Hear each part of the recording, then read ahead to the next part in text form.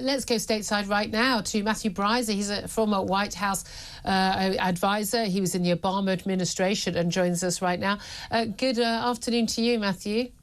Hi, Julia. Nice to be with you. Nice to join you. Thank you very much indeed. A couple of big stories I want to talk about. I'd love to get your thoughts actually on the Israel and the international affairs thing. But big story yesterday about a federal judge dismissing one of the biggest cases against Donald Trump, that he was alleged to have illegally sought to overturn the 2020 election.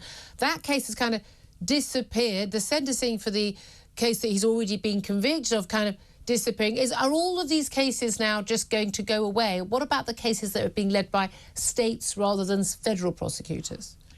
Yeah, I think they are going to go away. And yeah, yesterday's decision was monumental. And it's based on long-standing policy by the U.S. Department of Justice that no sitting president can be prosecuted. It's not a law. It's just the tradition and regulation. You can't have a head of state and a head of government who basically spent his entire time in court cases.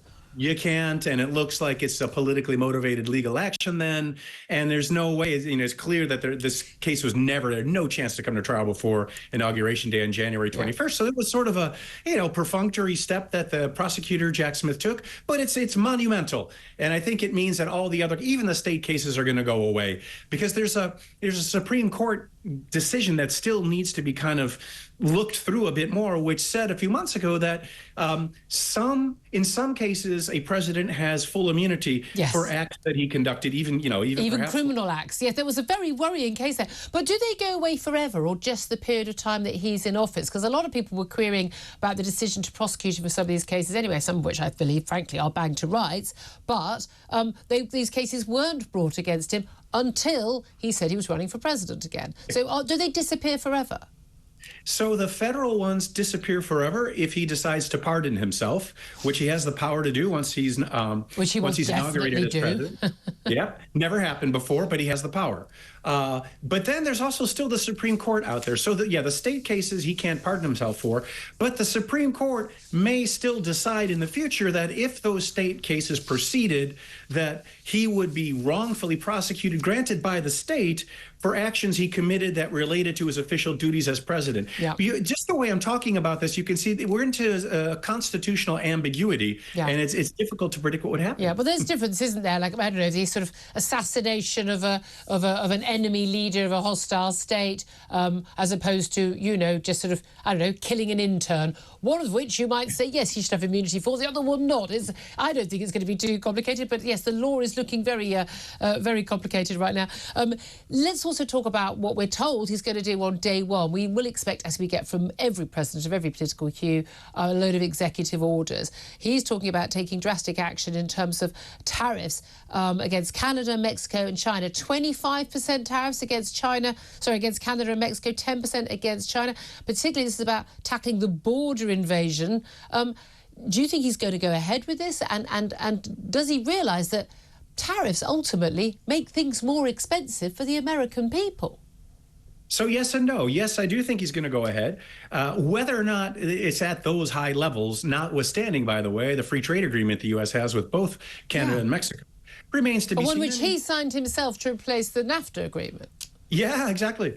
And he's, he likes to negotiate deals. So the actual level of 25% might be a negotiating tactic. But as Deputy Prime Minister of Canada, Chrystia Freeland, and then the head of law enforcement for Canada said, we're cooperating great on the Canada-U.S. border. There is no problem with drugs or illegal people coming across it. And that, Canada's already buying more imports from the United States than from the UK, the EU, and China all combined. Yeah. So as they say, there's not more we could be doing in Canada. I'm very surprised that he would lump Canada in with Mexico, given that the border issues in the States are all related to Mexico. That's my point. Exactly right. So it feels like a negotiating tactic. He's unfairly lumping Canada in with Mexico because of the free trade agreement, and he's just trying to squeeze as much of whatever he can. I mean, again, he'll be popular with some, but free traders and the Republicans not so. There's a big talk about he could actually do this, do tariffs to the EU, the UK. Are we likely to get caught up in this as well? I think so, yeah, but it's all negotiation. So the way his aides, the ones that I have contact with, have talked about his foreign policy, it's going to be a scorecard of the trade balance. So the more that the U.S. exports to a country compared to imports, the better the relationship will be. So I think this is all just part of a kind of a mechanical rather than an economic keeping score on trade balance. Right then, folks. Well, I guess we had better start buying American goods, eh? Matthew Bryza, thank you so much for joining us there. Claire Pissell, what do you make of this? I mean, the tariffs make consumers poorer, but they can also protect jobs.